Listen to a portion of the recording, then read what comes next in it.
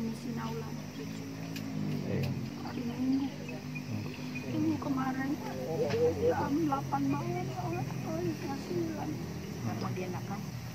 Ya, tak sempat bercerita karena itu DP mama nak kasih masuk.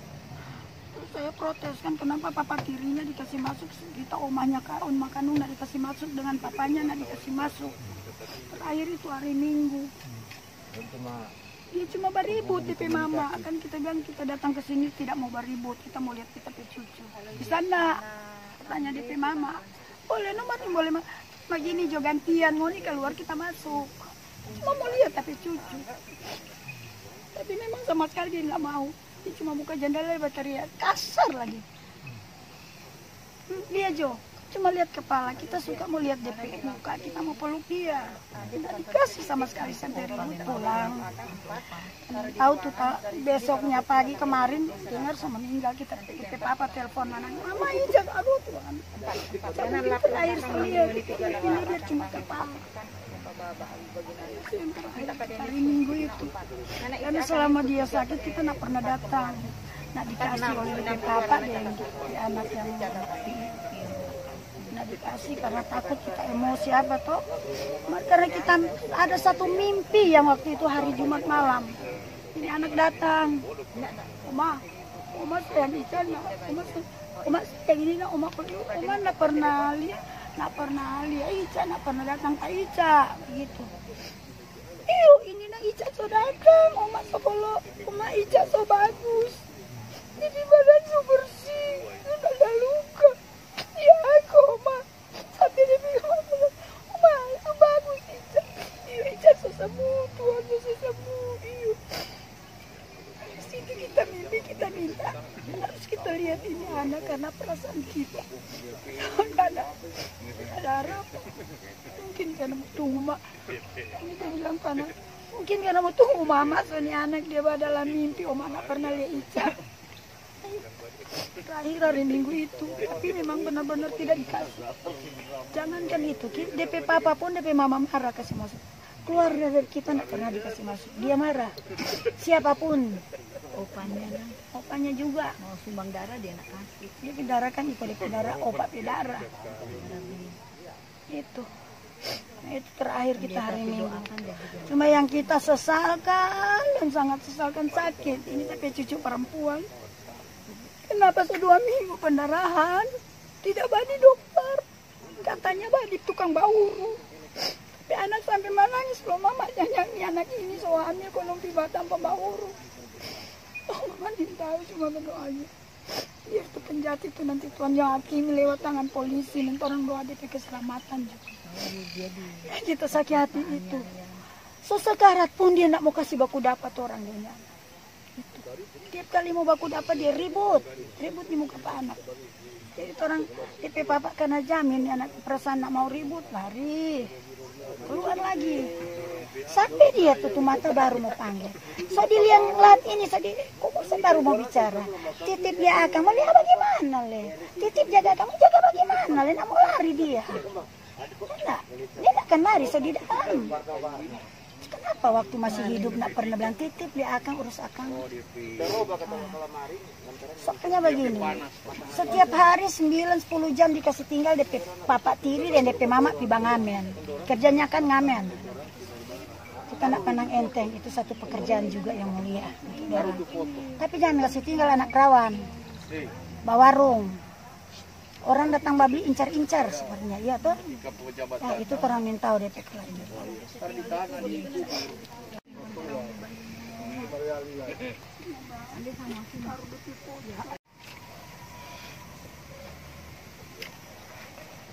Oke, Tik.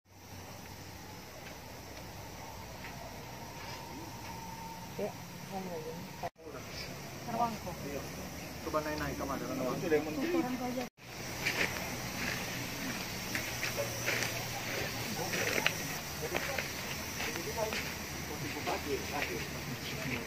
Pagi-pagi. Mari. Sebentar mau kurus ya. Ada ini. Berapa kita bantu? Ada tuh dia di sekolah belum. Jika siapa telepon mau minta pulang kampung. Oh iya. Dia bilang dia mau pulang Selung, dia papa mau mandi di Kuala. Ini omak ini.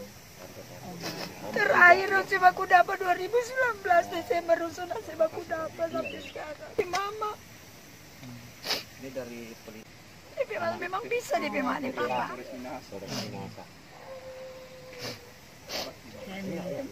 Saya di Sinaulan.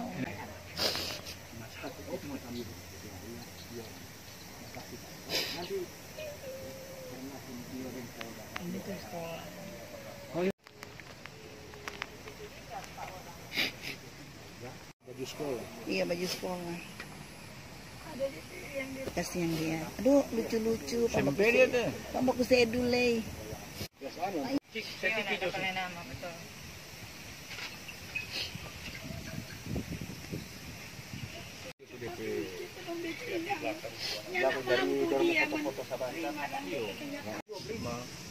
kira kemarin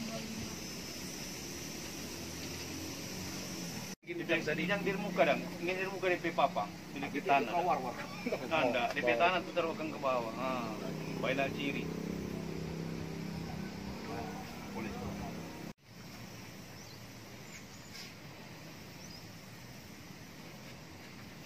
kan tadinya orang nggak tahu gayungnya di mana kan, jadi udah ada yang tempat itu kan. Oma. Sudah sesuai kan?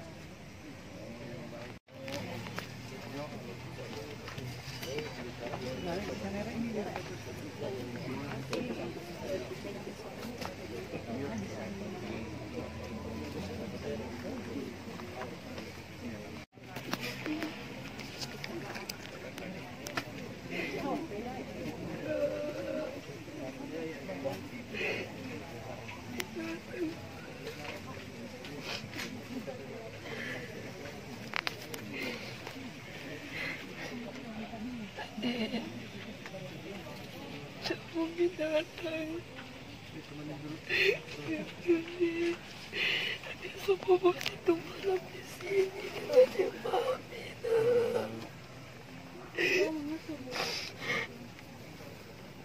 Ijanya datang kona.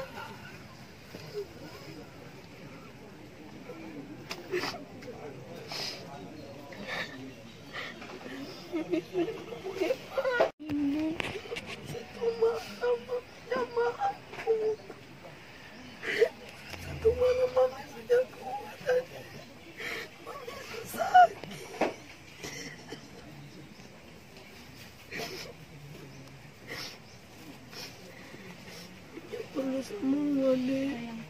Kalau gua ada sehat, maminya pergi lain-lain.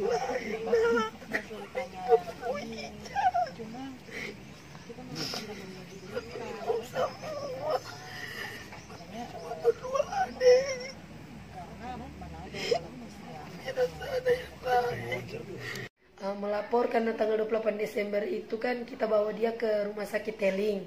Sampai di rumah sakit Teling ada pemberitahuan dari dokter yang mana itu ada sobekan, bukan karena haid. Kita kan bawa karena pikirannya dia haid yang berlebihan. Nah, jadi di sana dikasih tahu saya yang mana ada sobekan, dan saya juga punya bukti foto juga ada dari perawat dan dokter di situ ada yang mana itu memang sobekan. Iya, setelah saya bawa dia, setelah tahu ada sobekan kan saya lapor dulu di Polresta Manado malam itu. Habis lapor disuruh rujuk ke rumah sakit Kando karena HB-nya tinggal 1,8. Jadi setelah rujuk sampai di rumah sakit Kando, dia dibantu kasih sadar, soalnya kan dia memang kritis sekali malam itu. Jam 5 atau setengah 5 pagi itu dia mulai sadar.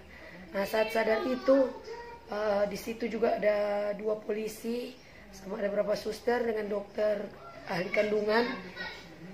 suruh kita bicara sama Ica, bujuk dia biar bicara kenapa sebenarnya apa yang terjadi.